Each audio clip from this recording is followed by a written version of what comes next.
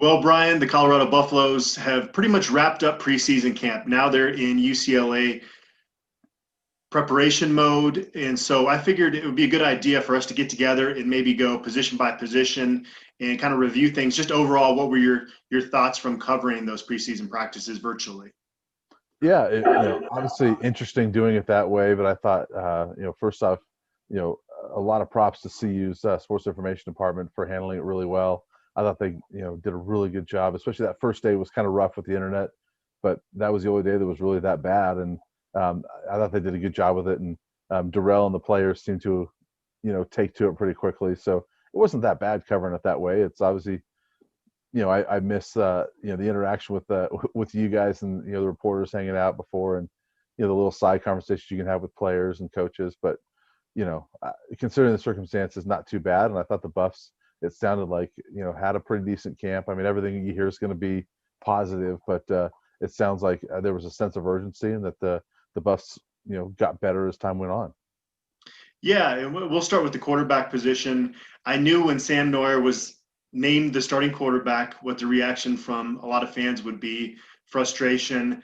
The takeaway I had from that was, okay, have doubts without question. Sam Neuer has not looked good in the limited action he's seen, but he's never started a game. He's also, players develop. If Darian Rakestraw was giving DJ Elliott nightmares when he first started playing at safety, and now he's an established, top level safety in the Pac-12. So guys get better. I've always liked Sam Neuer's moxie. You know that he's a guy that teammates like. And also, Carl Durrell, this is how I read it, at least. Tell me if you think differently. He pretty much pointed out, hey, this was so close that if Sam Neuer struggles, he's not going to be in there very long. So there's pressure on Sam Neuer to produce in this role. And if he doesn't, Tyler Lytle's going to be the guy. Yeah, I mean, my impression was that this competition is not over. It's just that they're a week out from game time, and they need to name somebody right now to get ready for UCLA. And they had a hard time deciding, but they leaned towards Sam. So I don't think this competition's over. I mean, Darrell went out of his way several times to mention that Tyler's going to play. I don't know what that looks like, but he's going to play. I think this competition continues. And, if we're going into halftime against UCLA and the Buffs are down, 17-3 or whatever, and there's been a turnover and the offense is sluggish, I expect to see Tyler Lytle come out in the second half and lead this team. So I think the leash will be a little short, but I do think that the reaction to Sam is a little bit unfair because, Steven Montez didn't look that great in mop-up duty either. He had a couple of touchdowns against Idaho State, but his numbers were actually, when you look at it, outside those touchdowns, were pretty similar to Sam's to this point. And I think there's a different mindset when you're a starter. I think that every single time Sam's come in, it's been in kind of, not ideal situation, other than I think he played against New Hampshire that one year. But, when you're coming in against Washington State and Pullman on a night that was just absolutely miserable, like one of the worst weather nights I've ever covered with CU football, it's hard to judge a kid. And I think that as a starter, it'll be different. And we've kind of talked about it throughout, Adam, is that, this whole offseason, I mean, Neuer's known his whole career, I'm not going to be the starting quarterback. And this year there's that opportunity. And then one last thing is, I've seen a lot of people say, great, we've named a safety our starting quarterback. No, you named a quarterback who happened to play a couple of months at safety as your quarterback. So he's a quarterback. He's not a safety. The last time fans saw Sam Neuer at Folsom Field, he looked really good. Now, I know the defensive backs he was throwing against were not top-level guys, but he throws a nice ball. His athleticism is clearly better than Tyler Lytle, who has improved his speed quite a bit, but just is not that pure athlete that Sam Neuer is. And so you like that aspect. My biggest concern with Sam Neuer is, if it's not a vertical play and he's got to go through some progressions, is decision-making in terms of where he's going with the ball and just turnovers in general. That's my biggest concern with him. Yeah. I'm curious to see what he looks like, running through the offense. And I mean, that was something that, Steven Montez at times struggled with as a 3-year starter. That's the thing, something that we see NFL veterans struggle with. So I'm curious what Sam will look like there. I'm curious if there's going to be a lot of, quick passes to kind of get Sam going. I think that this is where maybe the tight end's going to help out quite a bit. And I know we'll get into it, but having that good stable of running backs and an offensive line that's maturing, those types of things are going to help Sam and Tyler if he gets in there at some point this year. But I've always thought that one of the biggest keys to this offense is how those guys play around him, and obviously it all starts with the quarterback. But those other guys, there's good talent around them, and they just got to use them to their advantage. Brendan Lewis, a clear number 3 at this point. Carl Durrell said, we're not going to bring him along like we are Tyler and Sam in terms of game reps.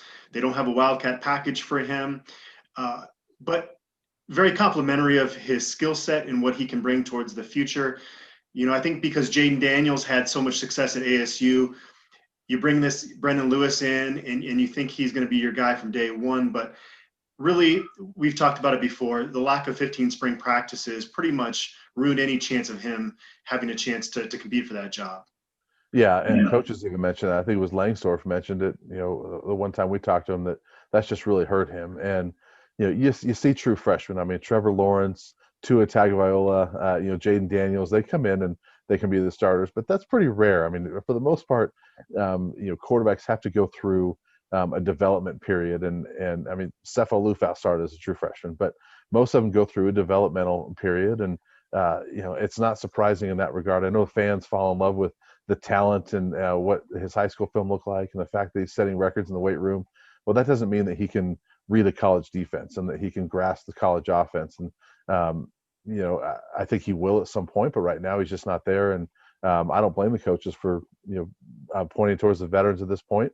And, I've heard fans say, well, this is not the future. Well, these guys Sam can come back next year. Tyler Lytle can play 2 more years. So, there's plenty of time for these guys to play and grow and develop. And there's still 5 more years after this one if Brendan Lewis wants it to play college football. All that said, the quarterback position is a huge concern going into the season. It's the number one concern. If that position plays well, better than we expect, then this should be a pretty good football team. But right now, if I'm sharing my expectations for the quarterback position, it's going to be pretty low, to be honest, until Sam or Tyler shows otherwise. Yeah, absolutely. I agree with you. And the fact that what we've seen out of those guys in a small sample size has not looked great. There's 2 touchdown passes thrown by guys on this team. They're by KD Nixon and Matt Lynch. So, neither of these guys have thrown a touchdown pass in college, and they've got a combined 7 years of college experience. So, they've got to prove it. And until they do, we're right to have skepticism about this quarterback position. One of the things Darren Chiaverini said that he learned from his first stint as a play caller is that he wants to use play action more. And Sam Neuer said yesterday, my best friend has to be the running back. And so we had a chance to talk with Darian Hagan. We talked at length in a previous analysis video. Transitioning over to running back, Jarek Broussard seems to be the most improved player on this team. He's not going to start, but I'm really anxious to see when he runs out there and see what he does with his short area quickness.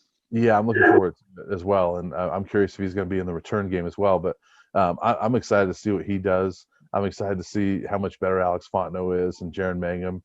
I think this running back group can be really good. And I think, initially when you heard right before camp that Deion Smith is likely out for the season, you kind of cringe a little bit that, oh boy, that depth takes a hit. But then you hear all the reports about Jarek Broussard and you feel a bit better about losing Deion Smith. And obviously you hope he gets better. But the fact that Jarek Broussard has really stepped up throughout this camp is huge for this team.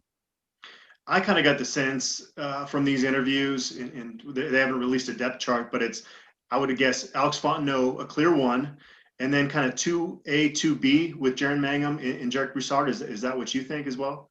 Yeah, I think so. And I think a lot of it will depend on, maybe situational, who goes in there, whether it's a short yardage. I think it'll be Jaron. If it's, if you need sort of a home run type play, Jarek, or it could be who's practicing better that week. So I expect to see all 3 of them. I would expect, like last year, I think it was Alex Fontenot got about 58% of the carries and Jaron about 33. I would expect Alex to still get around that 50%, and then maybe those other guys about 20 to 25%. And Joe Davis, it sounded like he had a pretty good offseason. If you have injuries or positive tests or what have you in 2020, I think he's a guy that could be pretty serviceable there. And when he's not playing running back, I think he's going to be a big factor on special teams. Yeah, I think he's a talented player that unfortunately, for him, I think that he's just behind some guys are a little more talented than him. But in a year like this, you're right. I mean, if there's some positive tests and and some injuries, I think Joe Davis is a guy that Darian Hagan would feel just fine putting out there. And I know I chatted with him over the summer briefly. He's excited. He feels like he's had a good offseason. And that was in June. So, 4 months later or 5 months later, I'm sure he's feeling a bit better about himself. So I'm excited to see Joe at some point too. I don't know how much we'll see him, but I would hope he gets some carries this year as well. And Ashad Clayton, it sounds like all the talent is there. It's just, he comes in as a true freshman and he's got guys that have been in the program ahead of him. What do you expect to see from him, if anything? Is it just they've got to be in a game where it's kind of out of reach either way for him to get out there? Not necessarily. I think that I think if they're struggling running the football at some point during the first half or something like that, I could see a shot, getting a shot out there. I mean, Hagan clearly likes his talent and what he can do. I mean, I think his comment was, I just line him up and get him started and say, just go, and so he clearly likes what he can do. I expect to see a shot, maybe not a ton, but we didn't see Deion Smith a ton last year as a number 3 back. So it's hard for me to see more than, 2 or 3 guys a lot, especially in a 6-7 game season. So I'm not sure how many carries he gets, but I expect to see him a little bit. I think if it wasn't for the rhythm factor in there and running backs needing to get out there, break a sweat and get a feel for the game, that you'd love to just kind of allocate these carries, deep into this rotation, but it just doesn't work that way. You've got to have a guy out there that kind of gets comfortable in that game and kind of, again, gets into a rhythm out there. Yeah, and I think a lot of it's, we're asking how much we're going to see some of these guys. I think a lot of it depends on guys like Alex Fontenot and Jaron Mangum. And I mean, if Alex is running well, he's going to want to keep those guys off the field. If Alex is in a rhythm, we're not going to see the other guys. So, I think that it sort of depends on how the run game is going. And if this group is as talented as we think, then that just could mean that we don't see a lot of those guys. And Hagan said that. He says, hey, if it's a blowout, I want to get everybody in. But if it's a tight game, it's probably going to be no more than 3 guys. And if we're going 3 right now, I'd probably say Alex, Jaron, and Jarek Broussard. Moving over to receiver, it sounds like Katie Nixon had a bit of a hamstring injury this preseason. It sounds like he's going to be playing in the opener from what players have said, but I think Daniel Arias, it sounds like, is pretty clearly high on the pecking order, and you've obviously got Dimitri Stanley as well. I think those 3 are probably your top receivers going into the season. Yeah, I think so. That's who I expect to start. When they line up with 3, I expect it to be those guys. And Katie Nixon, I'm curious to see how they use him.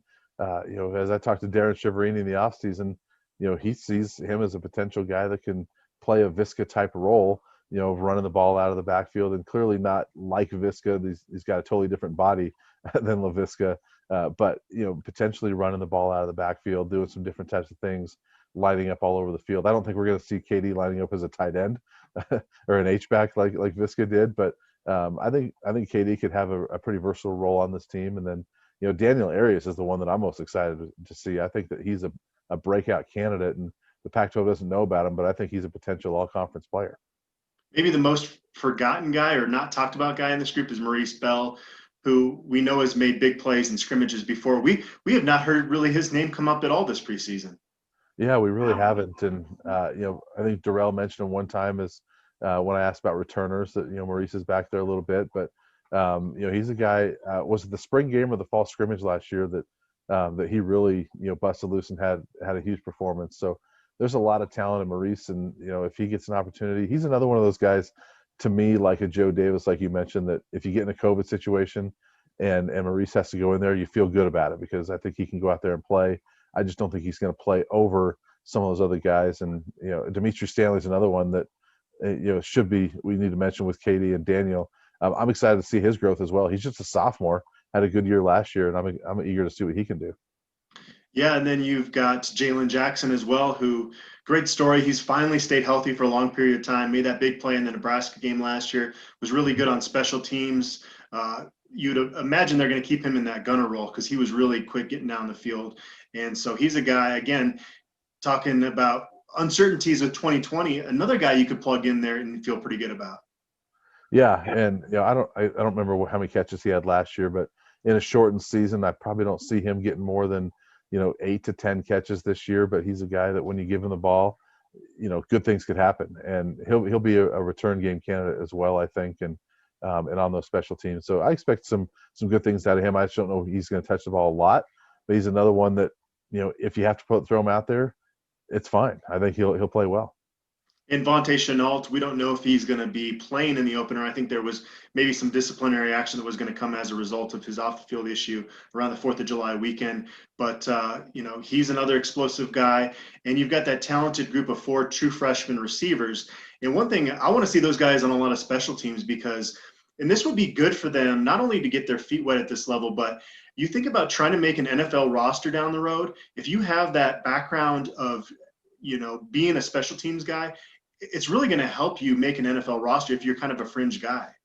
Yeah, and I agree with you, and I also think it sort of humbles some kids a little bit to be on special teams because they haven't really done a whole lot of that. Growing up high school, that wasn't their starring role. So I think it's good to get on there. I think that's where Daniel Arias has really kind of made his mark the last couple of years, and he's only caught the 4 passes, but I think that he's developed a little bit by getting on the field and being a quality special teams player. So I'd like to see those guys on special teams as well. And as far as Vontae, you're right. We don't know how much he'll be out. Carl Durrell told me in July he'll be suspended for some game time, but he goes, I'm not going to tell you guys how much. So, I imagine it's at least one game, and, we'll see how long that is for him. But I do not expect to see him against UCLA, but I'm excited about him at some point too. At tight end, obviously Brady Russell's the top guy there. And, a consummate professional, even though he's not a professional, just a guy that goes to work and is a great leader and is pretty steady. He's maybe not, top level athlete, but he just does everything right out there. Yeah, he does. And he's gotten so much better. It's really hard to believe that he was a walk-on, coming into this program and sort of a, under the radar, obviously, guy is a walk-on coming in.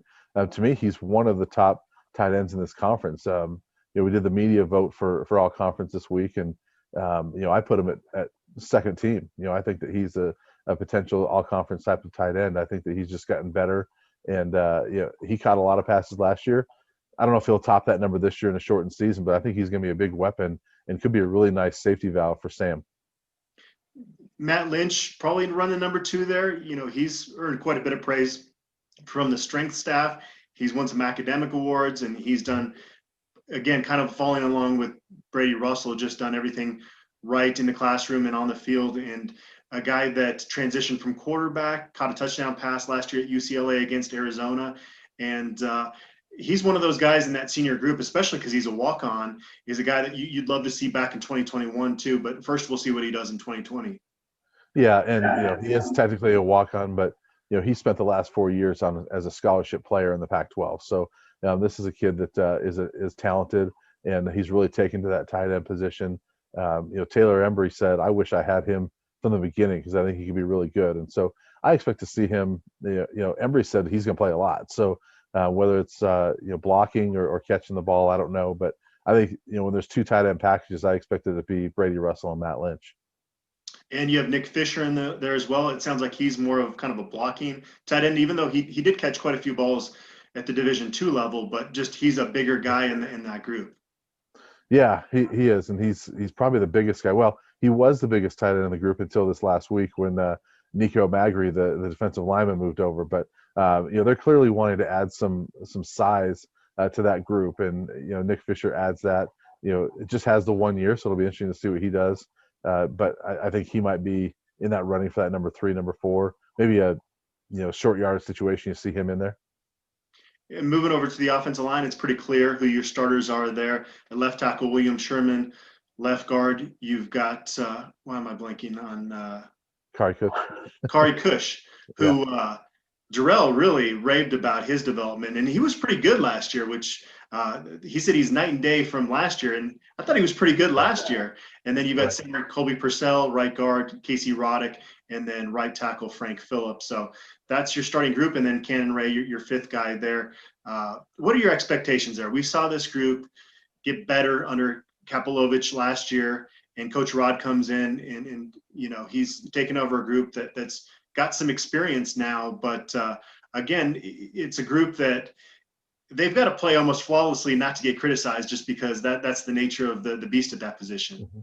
Yeah, I mean, and my expectations aren't super high just because we have not seen CU have a really good offensive line in a long time. I mean, their last first team all conference lineman was Nate Solder back in 2010, I believe. So it's been a long time, and there's you know it, it, this group, Adam, for a number of years we've said, man, if they could just get better on the offensive line, this team could be pretty good. So, but I think this group is getting better. I like the young talent.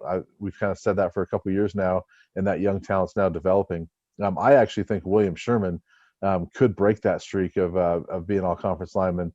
Now, I think it'll help a little bit that some of the top linemen in the conference have opted out, like Panay Sewell from Oregon. But I think of the ones remaining, I think William Sherman's a potential all conference type of player. I think Kari Kutch, while he may not get the recognition around the conference, I think he plays really well. And I think Colby Purcell is probably back where he's more comfortable at that center role. And it sounds like he's really stepped up as a leader. So from center over to the left side, I really feel good about that group. Right guard with Casey Roddick, we've seen some decent things out of him, and he's still a developing young player. And it sounds like he beat out Cannon Ray, who was a little bit banged up throughout this camp, but I expect to see both of them. I like their potential as well. And then Frank Phillip, Mike McIntyre and his staff, loved his potential so much they played him as a true freshman. I think that redshirt year probably really helped him last year. I expect to see a more developed player this year. And so I think all in all, it could be a pretty solid line, maybe the most solid that we've seen in a number of years. Yeah, Cannon Ray can play both guard and tackle, we've heard from the staff. You've got Austin Johnson, big salsa. It sounds like his development's come along there. The concern I have with that group is if you start having some injuries or positive tests, the depth I don't think is quite there, or maybe it's more of an experience standpoint, but if they start having issues there, that's where I see an issue with the offensive line, not necessarily with the starting group. Yeah, we've mentioned some other spots where if you've got COVID issues, like a guy like Jalen Jackson, whatever, steps in a receiver. Offensive line, if you've got COVID issues with that starting group, it could be interesting because, like you said, Cannon Ray, I think could step in there and play guard or tackle. But if you've got 2 or 3 of those linemen out, I think it could be pretty tough. All right, that's kind of a breakdown of the offense. Just overall impressions or expectations of this offense. Personally, I think it's going to be a decent group, in a group that's going to have to kind of go off its running attack. And that's kind of got to be the focus for Darren Cheverini calling plays. Get big plays as a result of the fact that you have really talented backs. And I don't think this is going to be a great offense by any stretch, but if they can just get decent play out of the quarterback and they don't have a lot of injuries on the O-line, I think this will be a fairly productive offense. I don't think it's going to be top half of the conference type of offense, though. Yeah, and they never have been. I mean, even with Steven Montez and Sefo Lufau, I think the 1 year in 2016 they ranked 6th in scoring, and I think part of that's because the defense scored a ton of points that year. So this has never been a really explosive, great offense. I don't expect it to be this year. But you're right. I think if it can be serviceable and that we can get some decent play out of the quarterback, I think that they can be a good team. And I think the defense is really going to help out quite a bit. I think they'll be much improved. So if the offense can play just some solid, good football throughout, I think that maybe this team can win some games. All right, we're going to be back tomorrow with a breakdown of Colorado's defensive personnel.